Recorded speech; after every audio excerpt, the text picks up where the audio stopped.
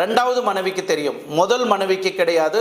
ரெண்டாவது மனைவிக்கு தெள்ள தெளிவாக தெரியும் இங்கே என்ன நடந்தது அப்படின்னு. அது மட்டும் இல்லை, இன்னும் நிறையா ஜான் ஜபராஜ் நிறையா சிக்கலில் சிக்கியிருக்கிறாரு. நிறைய பேர் எவிடன்ஸோட போடுங்கன்றீங்க. அதே எவிடன்ஸோட இன்னைக்கு உங்களை எல்லாருக்கும் திரு ஜான் ஜபராஜை பற்றி என்னெல்லாம் அவர் லீலைகளை செய்தார், எப்படியெல்லாம் மக்களை ஏமாத்திட்டு இருக்கிறார். இவர் ஒரு பொண்ணு மட்டும் கற்பழிக்கலை, கர்த்தரையே கற்பழிச்சிருக்கிறார். கர்த்தர் பேரை சொல்லி கர்த்தரை கற்பழிச்சிருக்கிறார். கர்த்தரோட ஊழியத்தை சொல்லி நம்பிக்கையை கற்பழிச்சிருக்கிறார். இவரெல்லாம் கண்டிப்பாக சும்மா விடக்கூடாது.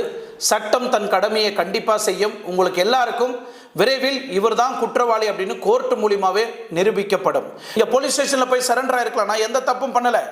நான் 50 வருஷம் 60 வருஷம் செய்யக்கூடிய ஊழியத்தை ஃபாஸ்டருங்க 50 வருஷம் 60 வருஷம் செய்யக்கூடிய ஃபாஸ்டருங்களுக்கு மேலே நான் இன்னைக்கு 10 வருஷத்தில் சாதிச்சிருக்கிறேன்.